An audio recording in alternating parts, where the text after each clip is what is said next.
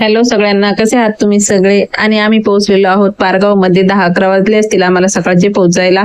आणि माझी जाऊ पण आलेली होती आणि ही आहे जावेची मुलगी. तर आज आहे चैत्रातली पौर्णिमा. तर माझे सासरे आणि हे मुलांना घेऊन इथं बसलेले होते. हा बसा इथं. मग ती पळायली ती गाडी, इथं बस ना तू, जवळ घेऊन त्या गाडीला.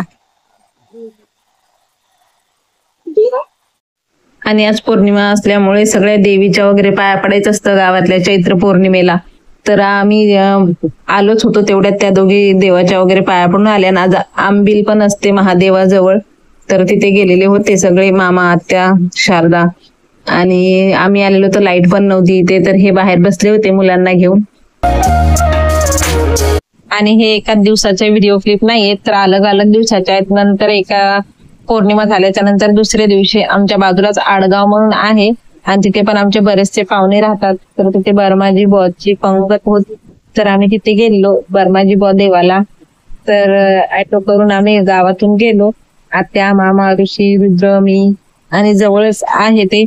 आणि हे बघा सगळं असं ओसाड रानाचं पडलेलं आहे बीड जिल्ह्यामध्ये, कारण आता पाऊस नाही, काय नाही.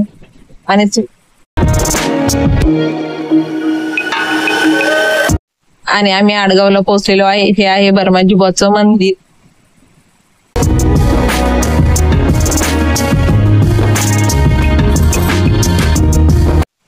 आणि मंदिरात पोहोचल्याच्या नंतर पहिले जे बर्माजी बुवा आहेत त्यांच्या गुरुच्या समाधीचं दर्शन घ्यायचं आणि नंतर मंदिरामध्ये जायचं असतं.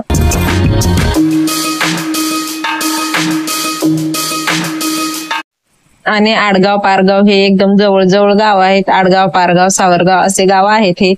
तर हे एकदम ग्रामीण भाग आहेत बीड जिल्ह्यामधले.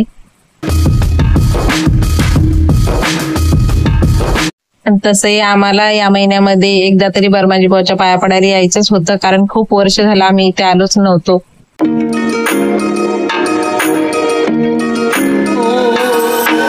आणि इथे जसं जसं मामा पाया पडतायत त्या अगोदर रुद्रने बघितलं आणि नंतर तोही त्यांच्यासारखाच पाया पडत राहिला.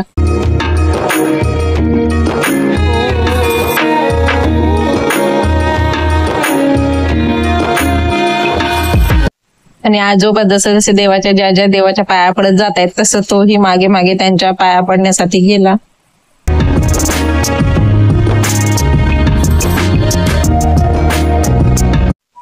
आणि मंदिरामध्ये असे बाजूला 2-3 मूर्त्या आहेत देवाच्याच.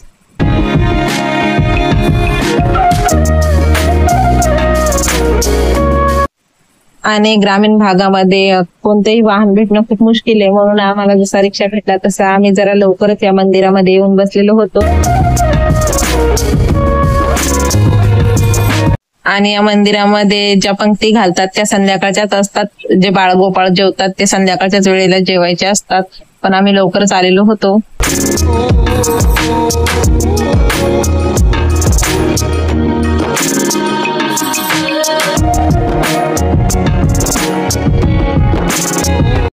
आणि इथे मंदिराच्या वरती असे स्लॅबला फॅन पण बसवलेले आहेत.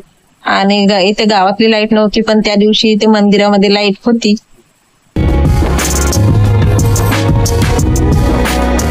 आणि यांनी हे पूर्ण मंदिराचा असा व्ह्यू घेतलेला आहे. हा आहे मंदिराचा परिसर पण खूप छान आहे इथे. आणि इथे जत्रा भरते पौर्णिमाला, चैत्र पौर्णिमाला 2-3 दिवस काहीतरी असते.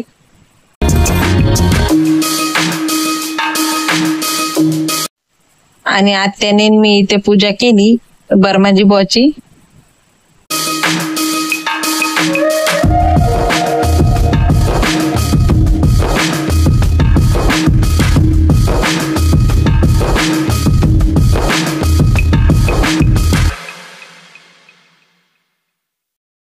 आणि माझ्या मालकाला इथे झाडू भेटला तर झाडून काढलं पूर्ण मंदिर त्यांनी.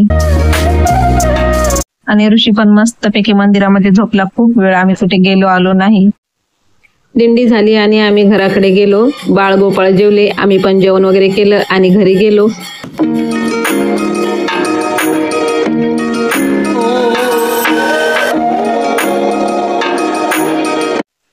काल आम्हाला तिकडून येता 6-7 वाजले असतील संध्याकाळचे. आणि आज सकाळी बघा ही मांजर आलेली आहे.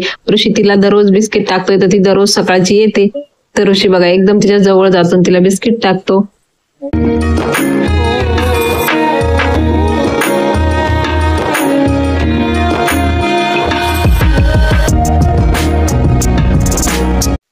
दररोजची आपली कामं वगैरे आवरायची आणि असं झाडाखाली येऊन बसायचं, हेच आमचं चाललेलं असायचं. गावाकडे खूप ऊनही होतं.